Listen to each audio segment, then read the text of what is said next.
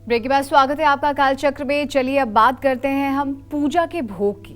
पूजा में भोग का क्या महत्व है, शास्त्रों में कैसा भोग लगाने के लिए कहा गया है, और पंडित जी हमें ये बताइए कि भोग से कैसे भगवान प्रसन्न होंगे और भक्तों को लाभ मिलेगा।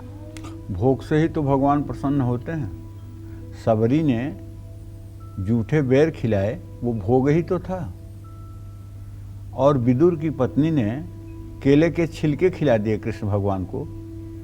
वो इतना व्याकुल थी भगवान कृष्ण को देख करके, इतना विह्वल थी कि उसे पता ही नहीं लगा कि केले का गुदा खिलाया जाता है कि छिलका।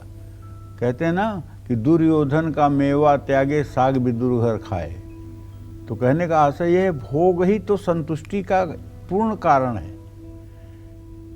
तो कहते हैं ओम नाभ्यासिदंतरिक्षवंशिष्णौद्यौ समवर्तता पदभ्याम भूमिरदि सहस्रोता तथा लोकान अकल्पयन्न नैवेद्यम निवेदयामि। ये प्रसाद अपने शक्ति और सामर्थ्य के अनुसार समर्पित करना चाहिए। भगवान श्री कृष्ण कहते हैं कि जो तुम्हारे पास है उसे तुम भक्ति पूर्वक श्रद्धा के साथ यदि समर्पित करोगे तो मैं तुम्हारे द्वारा समर्पित वस्तु को प्रसन्नता पूर्वक स्वीकार करूंगा। सतपथ ब्राह्मण नाम का एक ग्रंथ है, उसमें यज्ञ को साक्षात भगवान विष्णु का स्वरूप कहा गया है। शास्त्रों में विधान है कि यज्ञ में भोजन पहले दूसरों को खिलाकर यजमान करेंगे। वेदों के अनुसार यज्ञ में नैवेद्य समर्पित करने से व्यक्ति देव ऋण से मुक्त हो जाता है। प्राचीन समय में ये भोग अग्नि में आहुति के रूप में दिया जाता था और अब भी आहुति के रूप में दिया जाता है, लेकिन पूजा उपचार में नैवेद्य का बहुत बड़ा महत्व है। कई बार मैंने आपको दुर्गा मानस पूजा का वर्णन करके और भोग प्रसाद की सामग्री के बारे में चर्चा की है। जय मां विंध्यवासिनी। इस बीच हमारे साथ एक दर्शक जुड़ गई हैं, बलविंदर कौर। बलविंदर, बहुत बहुत स्वागत है आपका। आप पंडित जी से अपना प्रश्न करिए। नमस्कार पंडित जी, मैं अपने बेटे के बारे में पूछना चाहती हूँ जी। जी। उनका नाम हरकमल सिंह है जी। और उनका बर्थ है 28/8/1996 जी। सुबह के 00:45 हावर पर। जी जी। हाँ जी, और जन्म स्थान है उनका माशीवाड़ा साहिब। मैं उनकी जी। शादी के बारे में पूछना चाहती हूँ। क्या जानना चाहती हो बलविंदर? हाँ जी, शादी के बारे में पूछना चाहती हूँ, बेटे की शादी। चलो, तुम्हारे पुत्र भाव का स्वामी जो है वो बुध है और उनके विवाह भाव का स्वामी बृहस्पति है। बुध और बृहस्पति दोनों की स्थिति अभी द्वितीय द्वादश की है। अभी आपके बेटे के विवाह में पूरा 1 साल का विलंब है।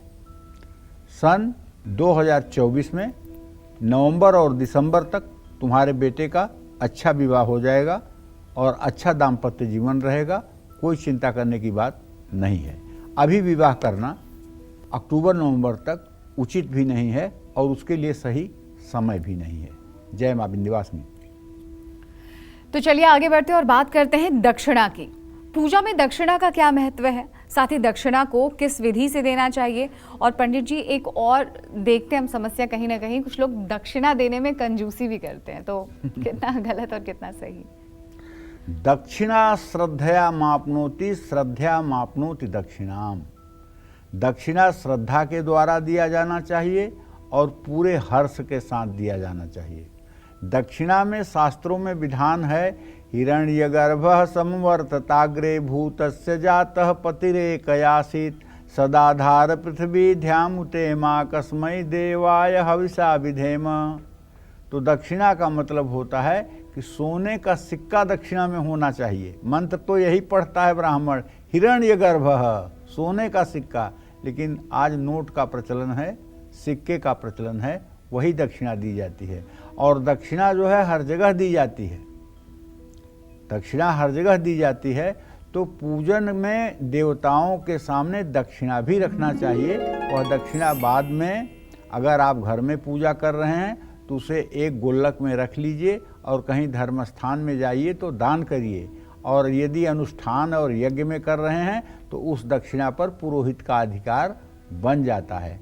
पूजा में दक्षिणा रखने से साधक में त्याग की भावना उत्पन्न होती है। और त्याग से विरक्ति की भावना उत्पन्न होती है, विरक्ति से वैराग्य उत्पन्न होता है। दक्षिणा देकर त्याग सीखना कर्मकांड की पहली सीढ़ी है, इसलिए पूजा के बाद दक्षिणा देने का बहुत महत्व है। दक्षिणा को माँ लक्ष्मी का स्वरूप मानकर उसकी पूजा करें।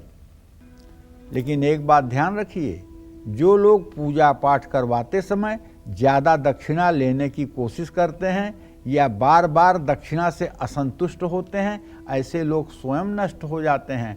असंतुष्टा द्विजा नष्टा, ये शास्त्र का कथन है। असंतुष्ट जो ब्राह्मण है वो स्वयं नष्ट हो जाता है, इसलिए जो दक्षिणा मिले उसमें संतुष्टि बरतनी चाहिए। अब आपको बताता हूँ कि दक्षिणा को हमेशा सुपारी और नारियल के साथ पान के 2 पत्तों पर क्यों रखना चाहिए। दक्षिणा कभी भी अकेले नहीं दी जाती है, सुपारी या नारियल को पान के पत्तों पर रखकर ही दक्षिणा देनी चाहिए। इस प्रक्रिया में दक्षिणा शक्ति स्वरूप में सुपारी, नारियल स्वरूप शिव स्वरूप में कार्य करते हैं। शिव शक्ति को उनके कार्य के लिए पान के पत्तों को कर्म भूमि दी जाती है, यानी आसन दिया जाता है। पान के पत्ते भी हमेशा 2 ही रखें। जय मां विंध्यवासिनी। तो तिथि के अनुसार देव पूजन से क्या लाभ होता है, ये सब जानेंगे, लेकिन एक छोटे से ब्रेक के बाद आप बने रहिए हमारे साथ और देखते रहिए कालचक्र।